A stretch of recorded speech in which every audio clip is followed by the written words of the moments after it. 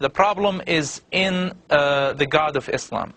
This is shocking, and unfortunately this is the reality about this God. He is a God of torture. He is a God, the deceit God. This is what he talks about himself. You are going to make millions upon millions of Muslims very, very angry. I'm not trying to offend Muslims. I love them. Those Muslims are my family. But you are going to offend people, and you are going to put your life in danger, aren't you, by doing this? Some of them will be offended. Some of them will be offended. But I am sure, I believe that many of them will wake up. Some of them will try to kill you. They will. They will. If they will kill me, they will kill this body. But the question, what about my soul? What about my ideas? What about my beliefs that I shared with everybody? Will they be able to kill this?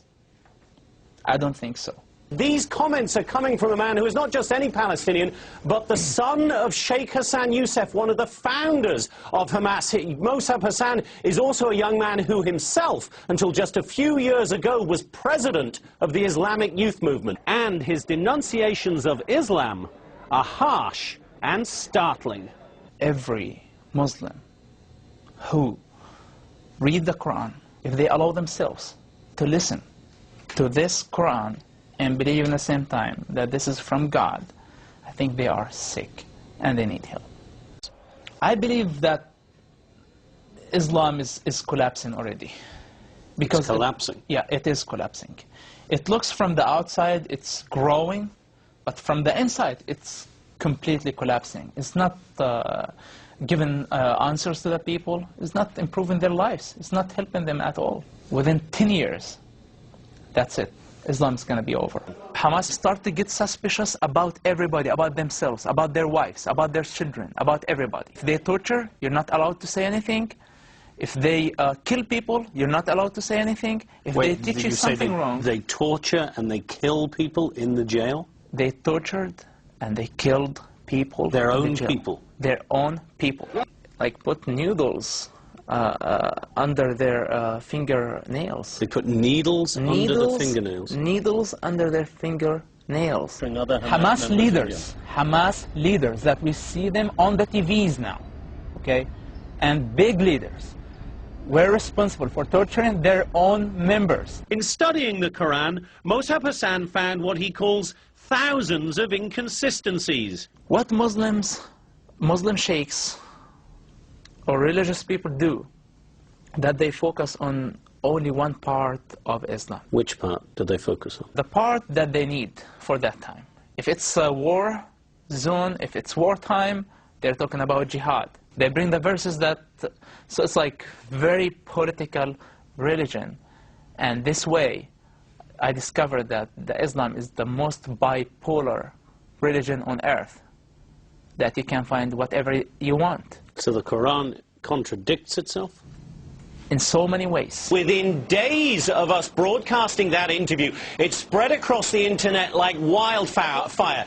Days after that, Al-Qaeda itself stepped up in the absence of Hamas making any comment, criticized Hamas for allowing him to get away from the organization, and then concluded their internet statement by quoting the words of the Prophet Muhammad, chilling words. They said, "Whoever changes his religion, kill him." That being a reference to the fact that Mossab Hassan not only has left Hamas, but has now turned his back on Islam and converted to Christianity. I love Jesus immediately.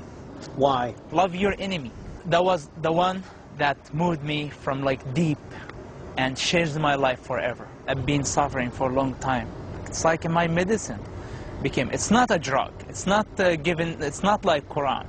Quran is a drug. The Quran is a drug, you say? Islam is a drug. To be honest with you, being killed is not the worst thing can happen to me. But if my soul is dead, if I feel the responsibility and I don't say a word of truth, I will die every day. The biggest terrorist is the God of the Quran. I know this is very dangerous.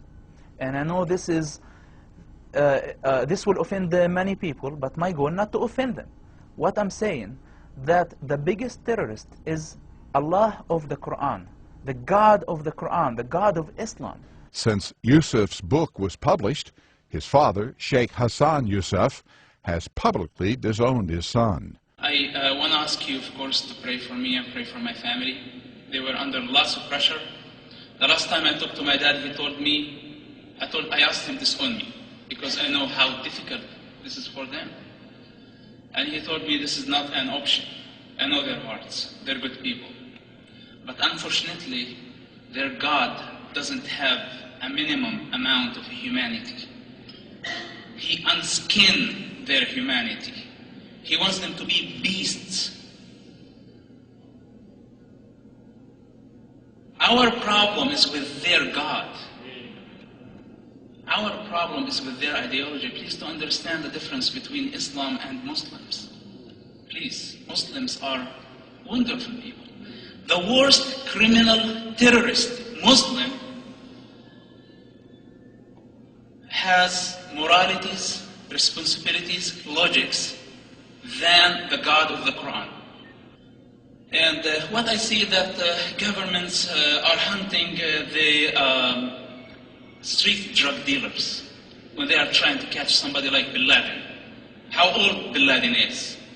50 years, 60 years, and how long he's gonna survive? For the next 15 years?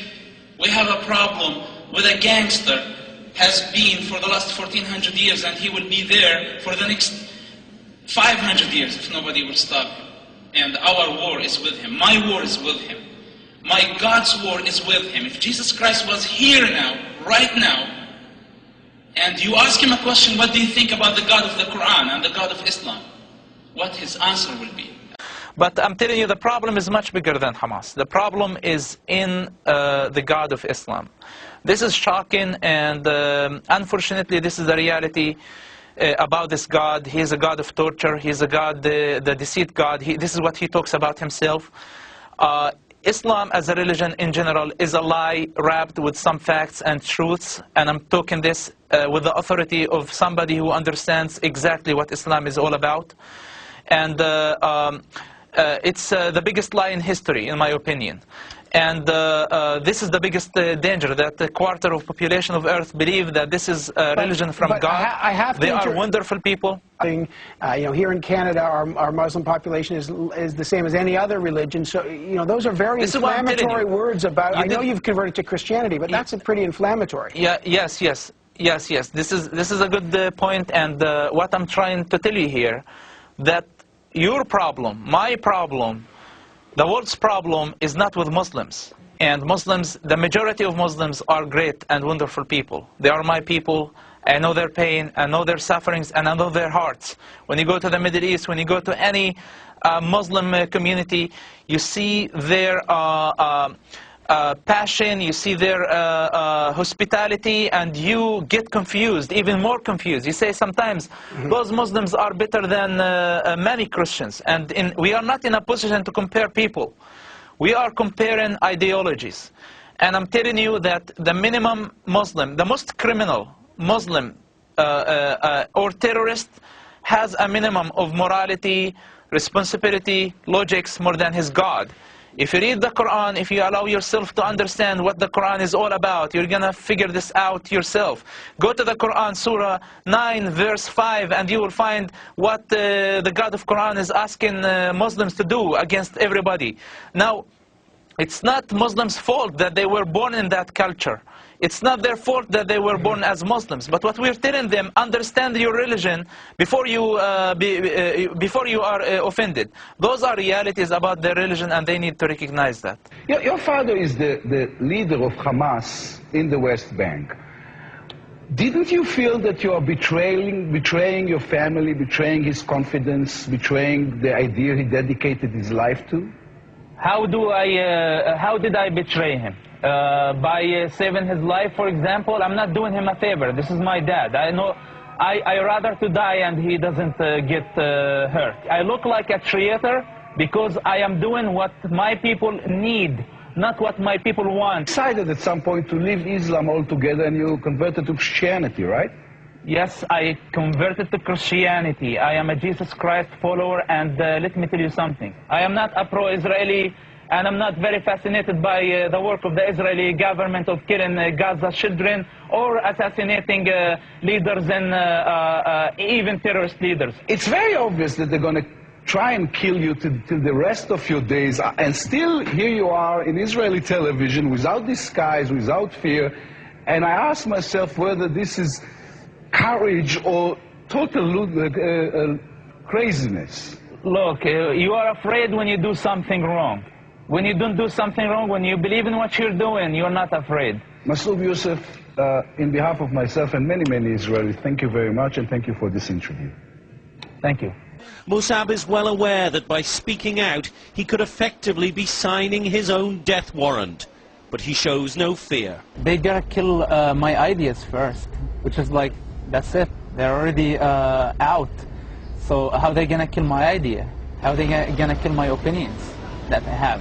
This thing that they can do, they can't kill my body, but they can't kill my soul.